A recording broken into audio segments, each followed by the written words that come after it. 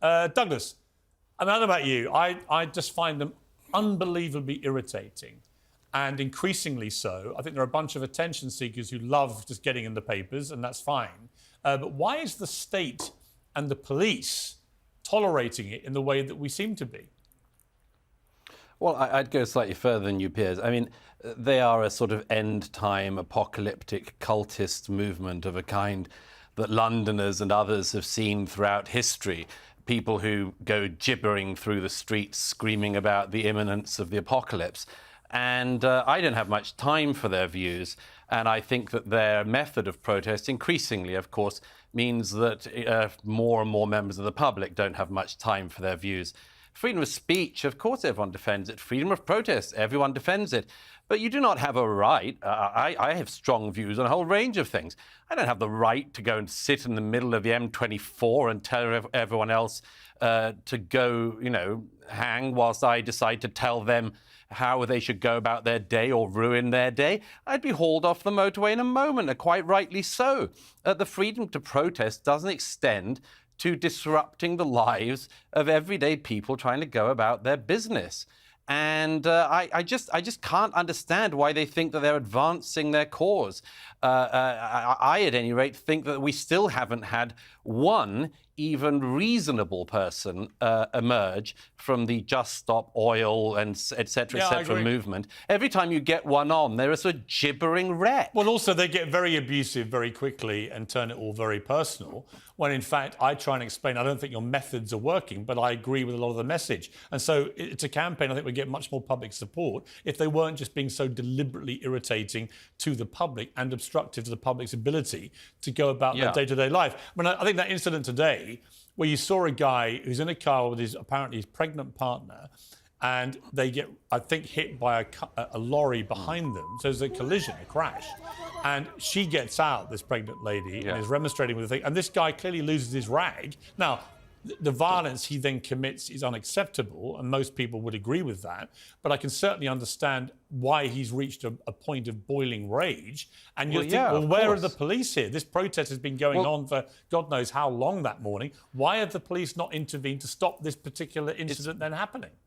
It's because the guidance that the British police have had in recent years has consistently been to protect the protesters from the general public, rather than protecting the general public from having their lives repeatedly Do you remember what happened when we had protests around the murder of Sarah Everard? Do you remember the police treatment of those women there? Yeah, I remember it very well. absolutely. In fact, and this continuously happens quite a lot. We have astonishingly now draconian rules about protest. And it was not that long ago, I remember, where, a lot of the subjects and debates that we had been having was about, are the left snowflakes? They want to shut everyone down. They want to cancel everyone. We, want to protect free speech. What happened to the free speech defenders? The right to protest is genuinely at risk in this country. No one is saying they can't protest. It is at risk in this country. No one's saying they can't protest. If I could just say, so there was a false equivalent to them causing literally, as in today with this incident, a car. That was a false equivalence right there. Incredibly small-minded when you say,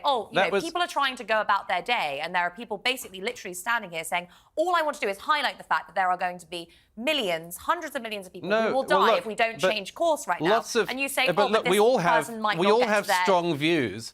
We all have strong views on a wide range of subjects. As it happens, the policing of the Sarah Everard case was a classic case of the police getting it wrong. Everybody admits that.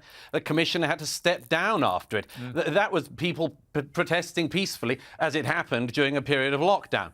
But the point is with the Just Stop Oil people is they do have a kind of protection, because it seems that the advice that the police have repeatedly given, the leader of the police forces in Britain, has been that because climate change has become such an obsession of so many people in Britain, you might lose public sympathy for the police if the police were seen to be cracking down too hard on climate We've got to move on protesters. to the second part of this segment. We're going to move on, but all I would say is I think it's time the police got these protesters off busy streets. Honestly, I think this just speaks to... Otherwise, what you're going to see, I'm seeing a rising number of incidents of the public taking the law into their own hands, and we're going to end up in a very bad situation, which will be a lot worse than the video we saw today. I can guarantee it. Because if someone is stopping someone getting their wife may be dying and they're racing her to hospital, and they get stopped by Just Stop Oil protests, there's going to be a very unpleasant incident. Most people on the right are actually very illiberal, and this is actually going to be interesting when we move on to this next Well, segment, because everyone says we want a small state, but when it's the state stamping its boot on someone in the street, it's Allow fine. me to move us on to the next part of the Piers, debate. that is your Thank job. you. Douglas, before you speak, I want to play a clip of Nigel Farage talking about this and then come to you.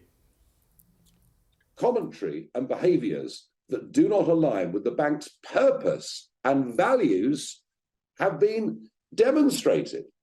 So the bank has a series of values. The bank has a series of political positions. And as for purpose, well, I thought the purpose of companies was to act ethically, yes, of course, but to return to their shareholders dividends. And in this case, folks, do you know who the shareholders are? It's you and me. All right, Douglas, your view of this. Well, first of all, it's always delicious when a socialist sets up a binary in the way that Grace just did. If there's something bad in capitalism, the only alternative is socialism. Of course it is. It always is for socialists, isn't it? But it is lovely hearing Grace. She's even grinning at that. You've even got a grinning in self-awareness. I'm deliberately not interrupting. Grinning in self-awareness. Go on, Douglas. And it's lovely hearing Grace defend Coots Bank. It's a terrific position for a socialist to be in. Look, I would put it this way. I don't believe Coots Bank should exist, but there we go. The most important thing in this is the old shoe on the other foot scenario, isn't it, Piers? Here's a good example. I mean, Grace was a supporter of Jeremy Corbyn.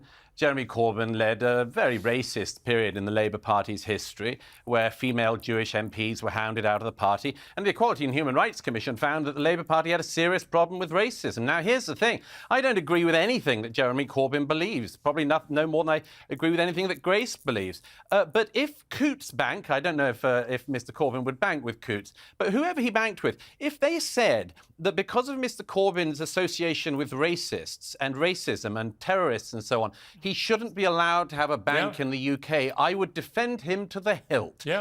Because I know where this goes. The Canadian government, ultra-dippy Trudeau in Canada, has presided over a system in the last 18 months in which if you're an opponent of his government and actually come out and protest, as people did last year, you can get debanked. Just think about that again for a moment. We were talking about protests earlier, that if you protest against the government, you can lose the right to bank in a cashless economy. So here's the thing. Wrong. We know where this leads. We know where this leads. And I would suggest that anyone who believes in freedom, including freedom of the press, freedom of speech, and much more, should care deeply when their political foes, even when their political foes are the people, even when their political foes who they would love to kick in the nuts, get it, they should defend those people's rights. How might we deliver an economy in which everyone has the right to a bank account? As a basic human right, you have the right to a bank account. There's no way you can get unbanked. Yeah, OK, but look. There clearly is. That is a debate for another day. It's really not. Here's what I would say about it. Pertinent. Nigel Farage went out of his way to try and wreck my opening night interview with Donald Trump for this show over a year ago. He literally went to Trump with all the worst things I said about Trump in the previous year and said, look at this, you can't do the interview. And Trump nearly pulled the plug. So I have absolutely zero reason to say anything supportive of Nigel Farage. And he works for a rival network as an amateur broadcaster. Again, that's another reason not to say anything nice about him. However, I've got to say, as a Coots customer myself, I find this very concerning. And I rang them today to ask. I rang them to ask to speak to them today, but they said they couldn't talk about it because by doing so they would be providing information about a client. I presume they mean Nigel Farage. But here's my point about it.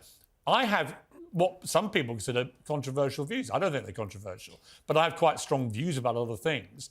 I'm not quite sure why his are deemed less acceptable in terms of being a banking customer in the UK well, do you know why? than mine. I may not agree with him about a number of things. I'm just not sure why I tick boxes and he doesn't when it comes to a right to have an opinion in what I thought was a free democracy. It's because the bank It could be you tomorrow, Piers. It could be Grace the day after, me the day after that. The bank has deemed, based on an assessment of risk, which it has very professional people to do, it said it is going to potentially, over the long run, damage our profits if we offer this person a bank account. This is a decision that banks make every day. Not to offer bank accounts to low-income customers, I have to say close branches. And it's wrong. Having read the full details that appeared in the Telegraph today, I don't think there are grounds that suit that. and also, I don't think Piers, there is don't any forget- damage to But Coots. ultimately, And the bank don't is able to forget do that it Coots because Bank- it's a private bank. Don't forget Let's that- have public banking. Don't forget that Coots lied and briefed a lie to the BBC, which the BBC then reported. They're not interested in the truth at Coots. I'd get your money out, Piers.